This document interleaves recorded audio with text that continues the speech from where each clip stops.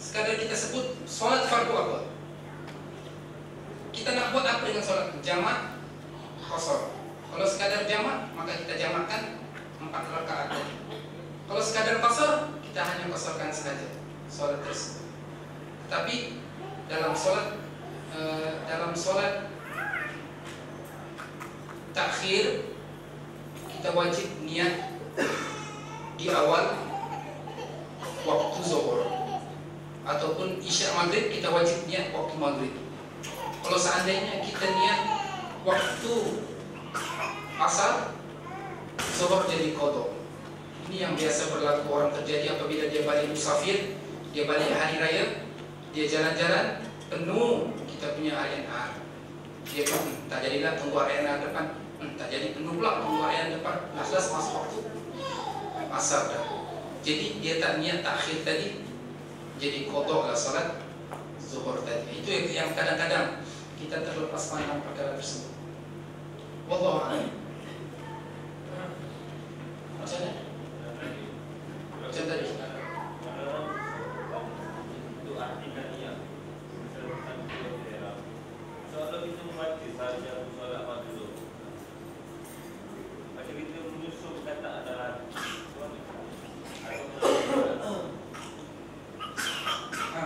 memang dia susunan bahasa, tapi tak wajib susunan tu. Kalau kita buat susunan tu sah, tapi tidak wajib susunan tu. Kalau ada susunan lain macam tadi, nak salat zuhur kan, kehendak hadis kok dia tak boleh nak diterjemahkan dengan huruf di sebenarnya, tak boleh nak terjemah. Cuma yang apa di dalam tulisan, apa yang disebut itu sebagai yang boleh diterjemahkan dengan mulut dan boleh diterjemahkan dengan tulisan. Tetapi hati dia tak boleh nak describe macam mana. Jadi bila kita cakap, kalau seandainya sahaja usul saya boleh.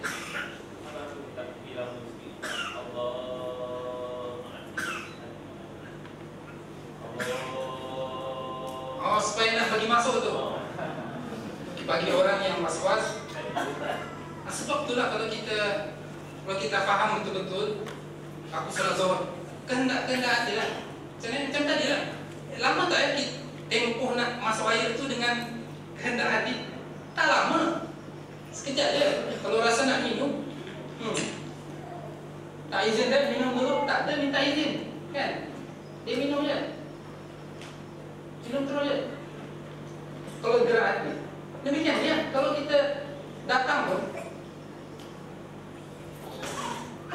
Allahu Akbar, dalam hati lah aku salat zuhur, Allahu Akbar. Mungkin isu itu bagi orang yang waslah, sebab dia nak terlampau ikut format tadi tu, ikut format. Dia tak wajib ikut format, tapi kita kata kalau seandainya format tu boleh digunakan untuk supaya hati, gunakan tu lah. Tapi kalau ada orang guna nak guna format lain kan, geng apa rock, buat asal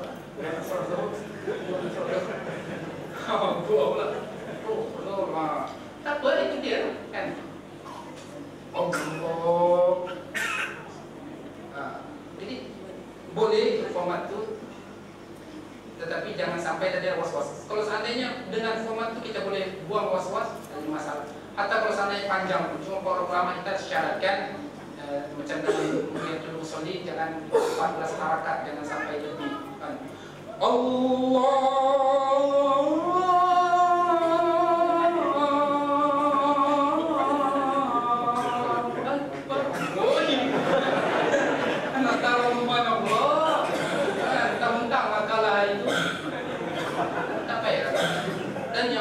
Afdal pun pendek sahaja kita punya takbiratul ihram. Tapi bagi orang yang tadi was-was, dia nak betul-betul kan takbir dalam hati, tak pada dari masalah. Yang lebih selamat dah, dia lebih selamat dah kan.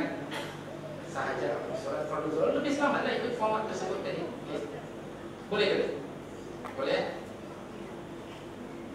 Okey, dah ada? Kita masuk.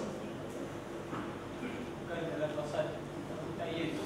Kalau pasal kita kena sebutkan waktu. Ya. Kalau tak kita kata solat maghrib. Kalau sunat kita tak perlu buat satu jadi sunat sama ada fardiyah atau ba'diyah. Okey. Fardu disebut. Fardu wajib. Dia merupakan syarat sah niat ataupun rukun niat. Sebab apa? Nak bezakan dengan solat lain, fardu maghrib. Orang tanya, Ustaz, maghrib confirm lah fardu? Tak confirm. Sebab boleh jadi dia solat sunat maghrib. Oh, dia ba'di boleh jadi dia solat sunat maghrib. Kan? Jadi sebab itu dia wajib ulama kita keluarkan ijtihad berdasarkan apa yang Nabi kita SAW sebut dalam rukun-rukun solat tadi.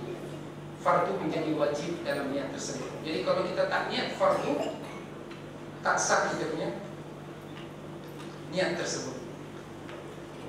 Apakah hukum seorang yang mau menjadi makmum kepada seorang imam yang sedang sholat tapi duduk di atas kursi? Mau menjadi makmum kepada seorang imam yang sedang sholat tapi duduk di atas kursi.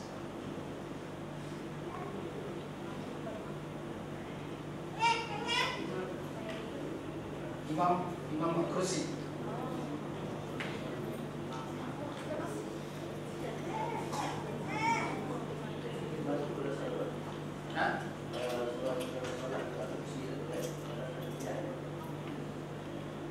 Okey.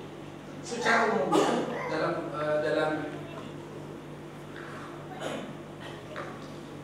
dalam solat ini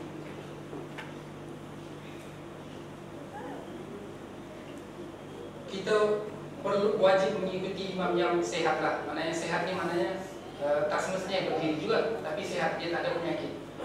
Contoh orang yang salisul baul, orang yang kencing tak lawas. Orang ni tidak boleh jadi imam karena uzur tadi, ada keuzuran pada dia. Adapun biasa isu yang orang duduk atas kursi, dia isu dua. Kalau duduk pun tak jadi masalah, tapi duduk atas kursi, dia sebab banyak isu ni duduk atas kursi ni. Kesian kursi. Sebab apa? Bila dia duduk atas kursi, dia tidak sujud tak? Okey, dia tak sujud ke bawah. Satu, sujud wajib dahi di atas lantai. Dia tak boleh dahi sama rata dengan punggung. Kecuali nanti ada kecuali kita bawa sujud. Jadi orang tu boleh sujud ke tidak?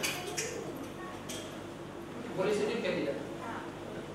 Kadang-kadang dia boleh sujud. Kadang-kadang dia tak boleh, tapi dia boleh sujud kadang-kadang. Kan? Kadang-kadang dia boleh duduk di bawah tu. Satu yang kedua, duduk tahiyat. Tahiyat ni wajib duduk. Tapi duduk di mana? Lantai. Dia tak boleh duduk terapung. Atau dalam kitab-kitab fiqh, kalau seandainya kita solat di atas pokok, tak sah solat. Sah solat itu, tapi dia kena kodok. Sebab apa? Dia bukan menetap. Syarat dia dalam mazhab Syafi'i kita menetap. Waktu Syekh tuan guru kita, Syekh Muhammad guru dia, tok guru dia, Syekh Ismail Zain di Mekah, dia ada satu kitab fatwa, Qurratul Ain di Fatawi Syekh Zain. Dia sebut hukum solat di atas kapal terbang.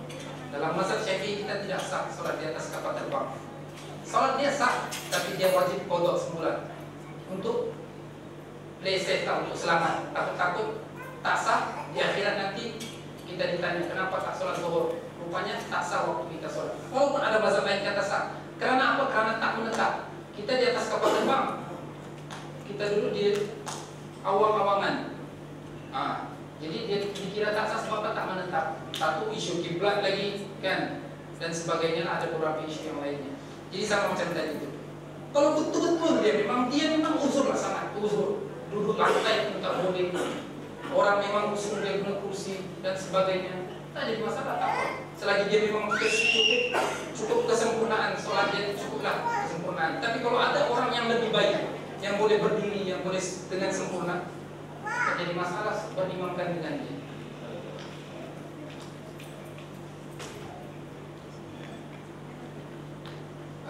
Ada? Kita sambung. Okey. Yang kedua, takbiratul ihram. Ini rukun yang permulaan kepada solat kita, takbiratul ihram. Okey. Dalil semua sudah ada, miftahus solat zuhur sampai selesai yang dikatakan dalam hadis tersebut. Kita tak akan sebut hadis-hadis dia banyak. Kita nak cuba spesifikkan mana benda yang perlu masa kita. Kenapa disebut takbiratul ihram? Kerana takbir, dengan takbir itu mengharamkan benda-benda yang halal sebelum daripada solat tadi. Sebelum daripada solat kita boleh bercakap dengan kawan kita, kita boleh minum, kita boleh buat apa pun, kan, kita nak sembang apa boleh. Tapi lepas takbir maka haram dah perbuatan yang sebelumnya asal kita buat waktu solat tadi, kan. Waktu solat kita boleh jawab telepon, assalamualaikum. Saya nak solat ni, tapi waktu kita solat tengah sujud ada orang pun saya tak tengah solat ni, nanti lepas solat nanti mundur, batal solat. Sebab apa? Sudah kita takbiratul ihram. Kemudian syarat-syarat takbiratul ihram wajib dalam keadaan berdiri. Itu isu dia. Orang yang solat duduk atas kursi tadi, dia boleh berdiri ke? Boleh, dia boleh berdiri, tapi saja. Tapi dia nak turun. Banyak hari ni orang, dia masuk, dia turun daripada kereta tu, jalan, tapi dia pakai tongkat tak. Jalan, berjalan, berdiri, bukan merangkak, berjalan. Bawa kursi. Pas dia letak kursi, pasti dia duduk. Allahu Akbar. Tak sah solat. Berapa banyak orang yang buat macam tu? Sebab apa? Bukti dia boleh berdiri, dia boleh berjalan. Takbiratul ihram wajib dalam keadaan berdiri. Walaupun salah je pun. Kalau memang mampu sampai kemampuan tak boleh. Dia memang tak pernah berdiri. Semenjak dia uzur tak pernah berdiri. Mandi pun di situlah dia mandi, situlah dia berak, situlah dia mampu di situlah. Itu memang salah tu. Tapi kalau kawan tu apa tengok poster ceramah Allah 3 jam berdiri, semata-mata nak tengok poster je, kan? Tiba-tiba waktu masuk surau sudah terus Allahu Akbar. Ini tak sah. Maklumkan pada kawan-kawan kita, siapa jadi imam atau siapa dapat tegur kita punya makmum, kesian dia, solat dia tidak sah.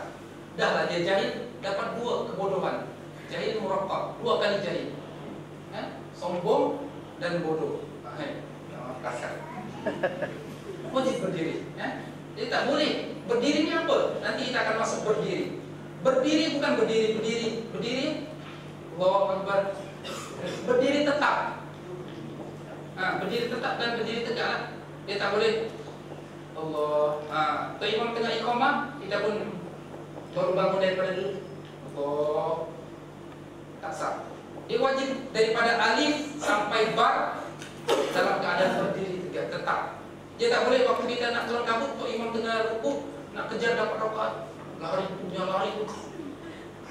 Sampai bunyi satu masjid tapak kaki dia je. Sampai dengar tu, sampai langit tu tapak kaki siapa tu.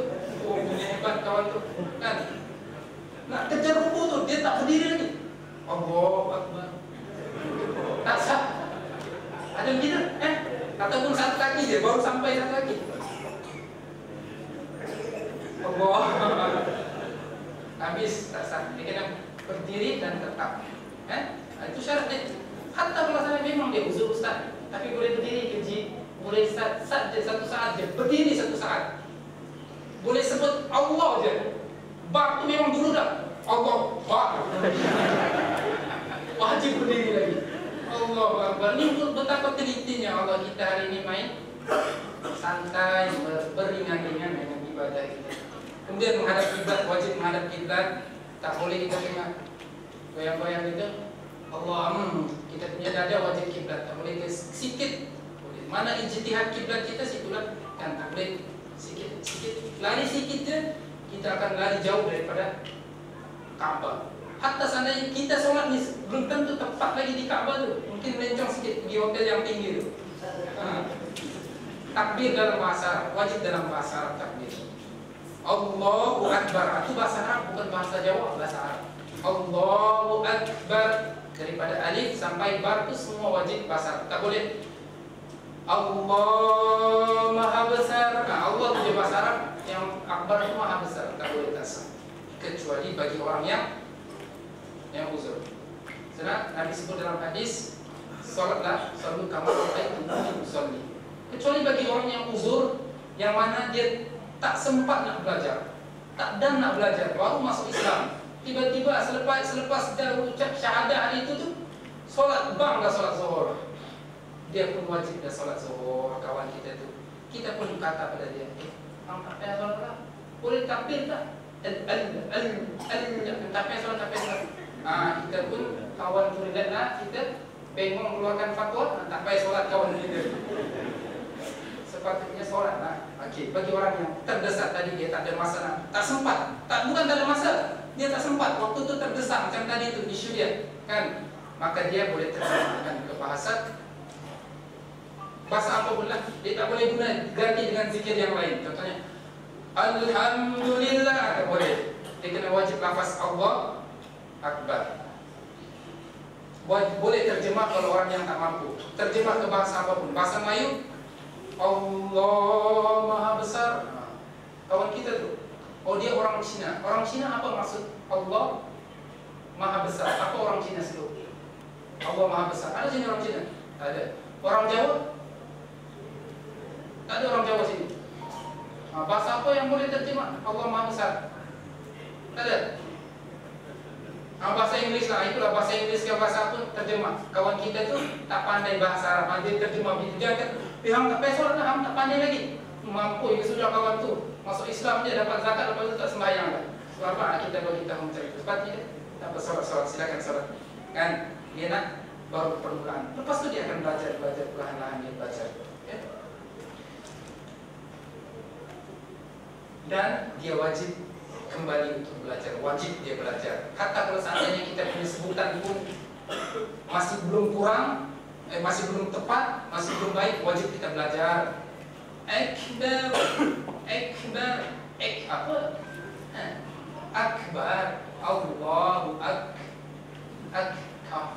kaf, ya, dan hamas sedikit angin, kaf, Allahu itu yang lebih tu. Tapi orang Allahu Akbar itu orang baik kita lah. Kan akbar, kan Allahu akbar, Allahu akbar. Akbar apa? Nah ikut sangat sengau tu. Okey, Allahu akbar. Kemudian takbir didengar oleh diri sendiri. Oh, kita sendiri dengar, wajib didengar telinga karena dia rukun qauli. Kita tak sebut tadi. Rukun terbahagi pada 3, ataupun ada ulama kita sebut 4, ada ulama kita sebut 5. Yang masyhur 3, qauli, fi'li dengan qalbi. Qalbi kita tahu dah tadi, dan qauli ni yang mana yang guna perkataan. Kemudian fi'li. Nanti catat nanti sambil kita lalu itu kita akan sebut ini rukun qauli. Wajib dengan perkataan disebut bagi orang yang sehat. Kalau orang yang uzur, bisu misalnya, dia solat dimaafkan. Dia kata, bisu tak boleh sebut. Tak apa, balik. Ikutlah niat dia macam mana, kan? Wajib disebut. Lafaz Allahu Akbar, Allahu Akbar, semua huruf tu dengar di telinga kita. Allahu Akbar, kan? Kalau kita sholat, dengar di telinga kita sendiri. Allahu Akbar, semua perkataan. Kalau Allahu Bang, bar pergi mana? Tinggal di rumah tak bawa. Benda kan? Waktu tu start tu dia semangat. Lepas tu hilang lah. Pergi mana entah? Kan? Tengok tu sebab tu isu dia tadi dengan niat tadi tu kan lari. Salli ramai kita solat sebelah dia kan? Rasa macam nak siku je rasa. Allah Akbar. Kalau kita tegur bang, salah bang. Tak boleh lah sebab dia sudah letak tangan dah. Nanti dia kata, orang tengah solat. Lain pula kan? Ramai gitu kawan sebelah kita tu dia bunyi Allah. Itu dia kan.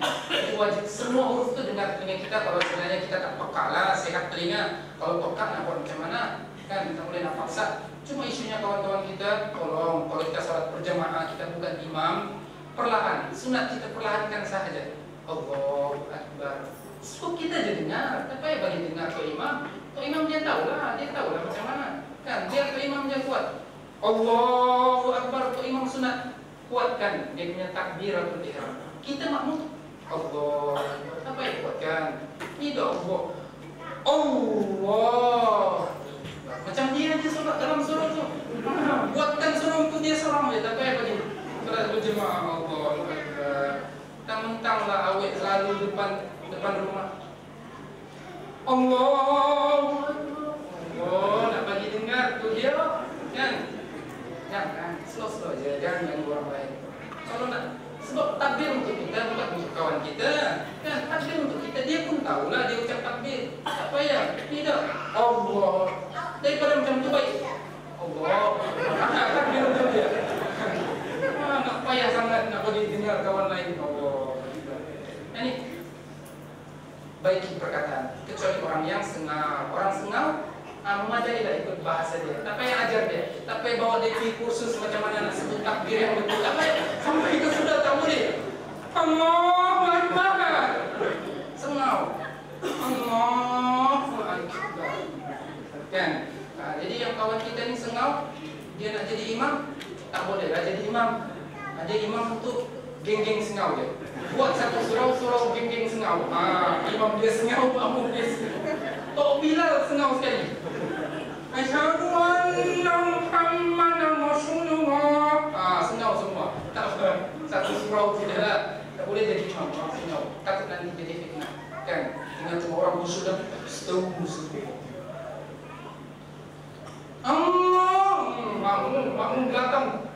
Astaghfirullahaladzim, subhanallah. Yes, makmum belakang kita. Okey. Kemudian muqaranah dengan niat kita sebut tadi, takbir, muqaranah dengan niat, tertib, wajib tertib. Allahu Akbar. Tak boleh Allah. Okey ya, ini Akbar tak boleh. Kan? Ataupun Allah subhanallah. Akbar. Sebab apa subhanallah tu? Ingat isteri baru kahwin semalam. Kita bayang wajah isteri subhanallah. Oh cantik mualah mesti berterutan, tak boleh Akbar Allah, tak boleh. Lepas tu yang terakhir dijazamkan. Cara sebut macam mana? Allahu Akbar, matikan huruf ro. Itu yang lebih sahih. Kalau nak hidupkan pun tak apa, tapi itu kurang tepat dia punya. Menurut para ulama kita pisah dan takbir. Yang paling tepat matikan Allahu Akbar. Kemudian alif Allahu Akbar. Kemudian salah, tidak sah takbir apabila ditambah alif pada kalimat bar. Biasa berlaku Allahu Akbar, dia ada alif di situ. Dia jadi mat tadi di situ. Dia jadi apa?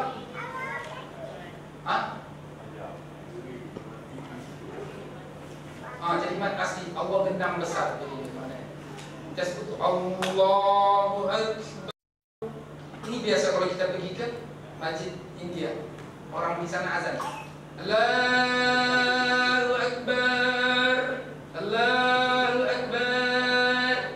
Itu panjang tuh mat, bar tuh patutnya matikan bar, kan? Tapi jadi salah kalau kita Allahu Akbar. Kalau ada mat, jadi Allah gendang besar. Tak sah solat. Kalau kita orang yang jahil, kita wajib belajar, dimaafkan. Tapi kita berdosa. Kalau kita yang tahu, kita sudah mengaji ini, balik-balik nanti sholat zuhur. Nah, tes lah Ustaz, sebut tadi nak tes lah. Allahu Akbar. Jadi kufur kita. Sebab apa? Kita tahu dah maksudnya Allah gendang besar. Kita kata Allah gendang besar, kufur, wajib mengucap sekali lagi. Kemudian kesalahan yang kedua, menambahkan mat pada alif, hamzah wasal. Allahu Akbar. Biasanya berlaku tapi dia tak nampak sangat. Sebabnya Allah dan Allah. Jadi Allah itu jadi panjang. Dia jadi istifham. Adakah Allah Maha Besar? Kita kata macam itu pula. Ini bahaya, kena balik. Ataupun selalu juga orang-orang kita Melayu Allahu Akbar, Akbar. Dia jadi tasdid ba, Akbar.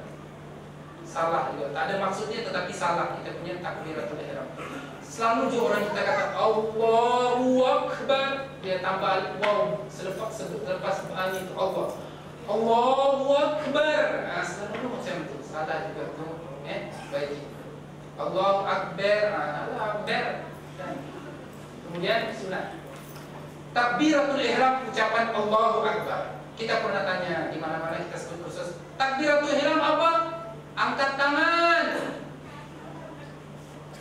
Takbiratul ihram angkat tangan. Takbiratul ihram bukan angkat tangan. Takbiratul ihram ucapan Allahu Akbar. Sampai ada kawan kita baru masuk Islam, dulu dia selalu ikut kita. Patutnya dia ikut kita nih, kalau dia memang bantu kita lah. Tapi dia ada kerja sedikit. Dia baru masuk Islam, baru berapa tahun, 1 tahun lebih kurang. Dia mengaji, dia selalu ikut kursus kita. Jadi dia tahu dah 5-6 kali dia ikut, jadi masuk dah kepala dia. Dia pergi sembang dengan kawan dia tu yang bawa dia pergi mengucap syahadat di Jaiz tu. Jadi masuk Islam. Dia kata, Ustaz Zahid mengajar, dia kata takbiratul ihram kan Allah bukan angkat tangan. Yang kawan kita Melayu dia kata, oh iya tu. Oh dia, Allah. Dia yang bagi kawan tu masuk Islam, dia pula tanya, iya tak? Bukan angkat tangan kan? Cakap Allah. Allahu Akbar. Kita angkat tangan itu sunat. Itu bukan wajib angkat tangan. Oh, ini contoh orang-orang kita. Banyak lagi, ini baru seorang, belum lagi yang lain.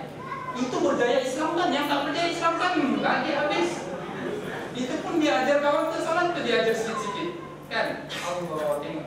Angkat tangan itu sunat menurut kesepakatan ijma ulama 4 mazhab, sunat angkat tangan. Allah sunat. Kalau tak angkat makruh, tak angkat tangan. Takbiratul ihram angkat tangan makruh. Sunat kita angkat tangan. Allahu Akbar. Jadi kalau tak imam tak angkat tangan, kita jangan subhanallah. Nah jangan. Sebab sunat saja. Kenapa tuh imam tak angkat tangan? Nah, dia semakmum mengaji ke tidak? Mentang-mentang baru habis kursus tuh imam. Okey. Bagaimana cara mengangkat tangan para ulama kita dalam mazhab Syafi'i, pendapat yang masyhur mengangkat tangan. Kita tahu dah ni, telinga ni, ibu jari ni lebih kurang ukuran dia di bawah anak telinga. Lebih kurang ukuran dia. Dia sekadar ukuran ya. Sekadar ukuran dia lebih kurang. Jari-jari ini ukuran dia lebih kurang sama dengan ujung atas anak telinga kita ni. Okey, inilah ukuran dia. Lebih kurang itu kalau kita ukur lebih kurang. Tapak tangan ni setentang lebih kurang kita punya bahu di ujung bahu kita. Okey. Lebih kurang macam itu kita angkat tangan. Dalam riwayat yang lain yang dipegang oleh mazhab Hambali. Mazhab Hambali kita di sini. Dada. Mazhab Hambali. Kan tak juga terlampau di dada lah, tak juga terlampau di atas sedikit lah. Kan Allah di atas sedikit bukan. Kan gitu. Di atas sedikit lah. Okey. Jadi bila kita gabungkan hadis ini kan, bila gabungkan seolah-olah lebih kurang macam itu. Dan lebih keselesaan pada orang sama kan, lebih kurang macam itu. Tak lebih tak kurang lah kan. Allah. Jadi bila kita angkat semua sampai situ okey dah kan. Batas ini sudah menepati sunnah, menepati sunnah. Allahu Akbar. Adapun kalau kita nak angkat sampai begitu pun jangan terlampau sampai macam itulah, sampai nak ukur sangat. Tengok macam ini. Allahu Akbar. Dia ukuran dia. Kalau kita mengaji pondok tu boleh lah. Dulu kita mengaji pondok tak guru pergi suruh tengok cermin. Kita mengaji, kalau kita mengaji kita punya musallih, tak guru kata sampai bab angkat tangan ni, musallih kata pergi tengok cermin semua, letak tangan. Jadi kita tahu dah. Jadi memadai. Kadang-kadang ada orang tangan dia pendek, kan? Dia tak berapa nak sampai ke situ. Sampai ke sini je. Tak apalah, sekadar ukuran yang tepat tu lebih kurang. Sesuai dengan Allah. Kan? Bukan Allah, bukan di atas, bukan Allah. Ini nak main bola tampar atau bola balik. Ada kawan kita tengok, Huy, ini bekas tentera apa? Kita boleh tahu mana bekas tentera atau tidak. Tengok solat macam mana. Oh ini tentera ni, bekas tentera ni. Dan tak tahulah. Allah Akbar, tak boleh salah. Allah, ini tak dapat jawatan menjadi Bilal. Jadi dia Bilal. Ada macam tu Allah. Tengok. Yang paling afdal sunatnya tadi tangan seperti itu, kemudian menghadap ke arah kiblat. Tangan kita menghadap ke arah kiblat, jari-jari direnggangkan sedikit. Dalam mazhab Hambali dirapatkan, tetapi dalam mazhab jumhur ulama kita ambil pendapat yang 3. Yang ulama majoriti macam itu. Renggangkan sedikit saja, bukan kita biasa Allah, biasa kawan kita. Allah, sebab nak sama tu. Ada yang begini. Allah, angkat tangan macam tu. Ada juga yang Allah. Nak ukur telinga apa? Kan? Macam kawan kita ni. Sekadar ukuran dia, okey?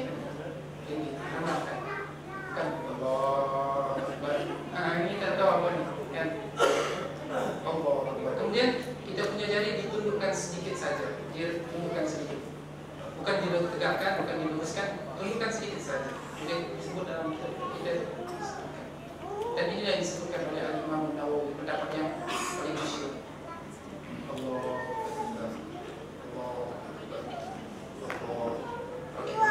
Memadai. Untuk lelaki dan pendapat yang masyhur di kalangan 3 mazhab kita di situ. Perempuan secara hakikatnya untuk perempuan sebenarnya sama saja dengan lelaki. Cuma ada sekian tempat lah, ada beberapa tempat. Pada hakikatnya takbiratul ihram perempuan dan lelaki sama angkat tangan. Kan? Cuma orang perempuan dia angkat tangan gimana? Oh gitu. Bukan begini gitu. Macam begini kan perempuan angkat tangan. Begini saya tahu lah. Ustaz kursus berapa ramai jumpa orang, saya lagi banyak jumpa orang. Allah Akbar. Orang perempuan. Kenapa macam tu? Kita kena rapatkan macam tu. Oh iya. Jadi kita minta tahu. Disepakatnya macam tu. Cuma ulama kita dalam kitab Imam Al-Bajuri itu dalam kitab dia ini berdasarkan tadi hadis daripada mazhab yang sudah pakai oleh mazhab Hambali tadi, lebih kurang di sinilah dadah dia ini. Dan jadi orang perempuan lebih baik untuk dia letak di situ lah, letak di situ. Sebab ada hadis dia juga. Boleh juga dia letak di atas, tapi biasa orang perempuannya dia lebih tertutup, kan? Dia lebih sesuai di situ lah pada dia. Allah lebih ringan pada dia. Kalau di atas selesa tak? Saja ya, padahal sebab boleh kan? Tapi biasalah gitu, fitrah perempuan dia tertutup sedikit, kan? Kalau dia angkat tangan, Allah, perempuan kan laki. Kalau dia dari belakang lah, kan? Perempuan kan laki. Kalau jadi tua imam pun sah dari dia, kan? Rupanya, Allah perempuan rupanya. Allah ingatkan lelaki tadi.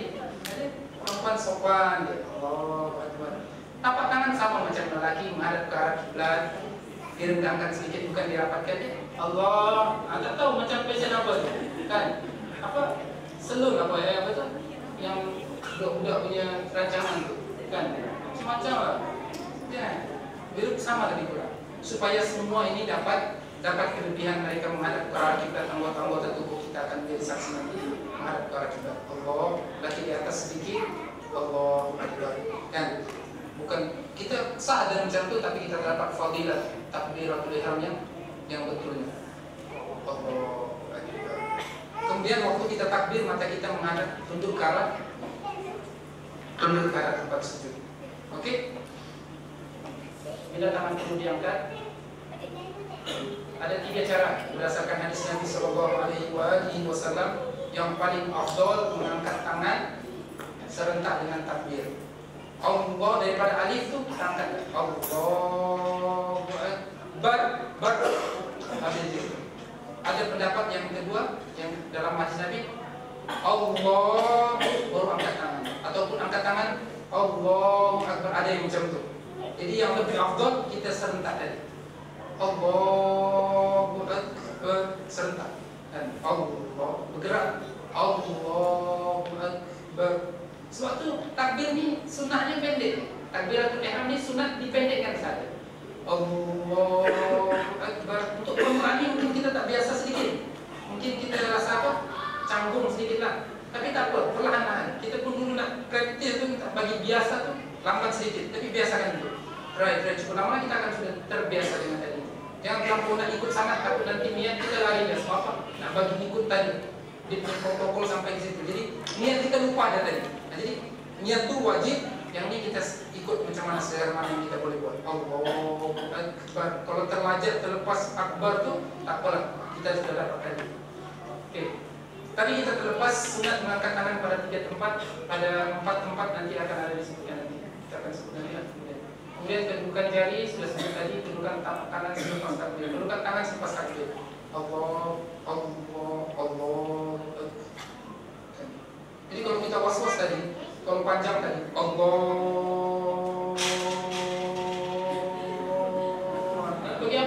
Bagaimana tangan?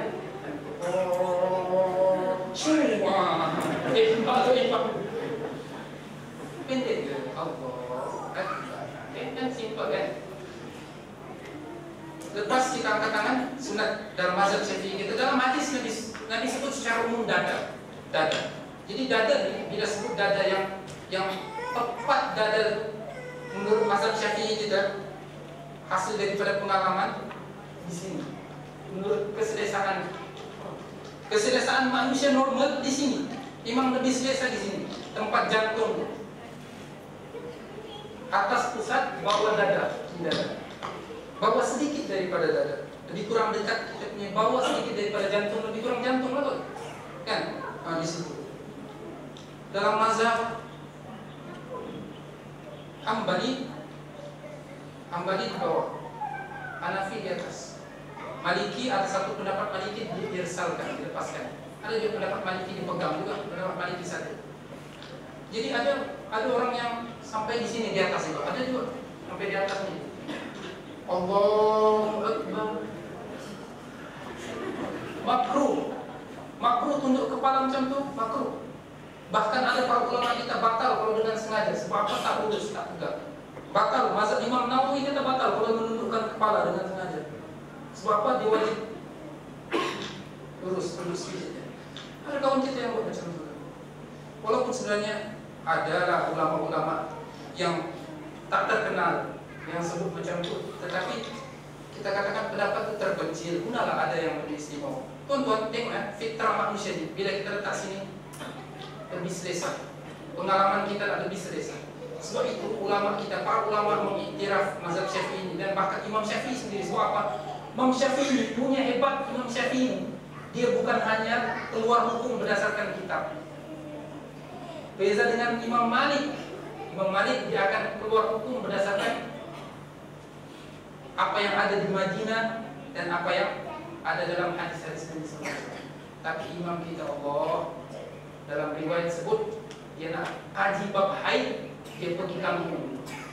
Orang tempat tu macam mana perempuan, dia buat kajian, buat research macam mana, berapa majoriti ini datang haid bila, umur berapa? Oh, 13 tahun, 15 tahun. Majoriti hanya 20 orang saja yang lewat sedikit ataupun awal sedikit. Majoriti oh dia tulis habis haid, oh umur 40, 50. Dia tulis semua kajian. Mana yang berdasarkan fitrah kemanusiaan. Demikian perbuatan solat tadi, dia teliti berdasarkan hadis, kemudian berdasarkan keadaan orang tersebut. Sebab itu fatwa berbeza, Mesir, Irak, Qadim, Jadid dan sebagainya, karena sesuai dengan kehendak fitrah manusia. Sama seperti tadi. Allahu Akbar. Kalau angkat di atas sakit dah letih ya, kalau angkat di atas letih. Di atas dada pun letih. Nak pegang susah. Ada kawan kita macam ni dia solat. Macam selemun. Letih. Allah. Tengok sopannya, Allah Akbar. Tak salah letak bawah mazhab Hambali, bukan kita tolak, tapi macam nampak relax. Nampak kita santai ya. Kan? Tak jemput tetamu, jemput pengawal. Tapi bila kita solat dalam masa santai, dalam masa adab, nampak kita macam sedang solat. Dalam masa santai tak juga berat, tetapi sopan. Tengok betapa telitinya. Ini hasil daripada kita punya kajian. Kita tes macam santai, jawab tidak sakit, letih. Tapi kita tahu orang lain. Kalau tanya geng-geng kita yang buat macam tu, tanya dia selesa tak macam. Kalau dia selesa, biar dia ikut dia lah. Kan? Tapi kita kata macam tu, okey. Tengok kita punya jantung tu lebih kurang dekat jantung kita tu, okey. Kemudian ini tapak tangan kita. Nak tahu tapak tangan, kena rapatkan. Itulah tapak tangan kita. Yang mana bertemu tu itulah tapak tangan. Yang tak nampak itulah tapak tangan kita. Jadi yang mana luar ni bukan tapak tangan. Kalau kita sentuh kemaluan tangan kita, dia nak kencing, tak batal wudu. Sentuh tak batal. Kita punya wudu sentuh kemaluan misalnya. Begini, gitu, ini pegang gini ke? Ada perkara?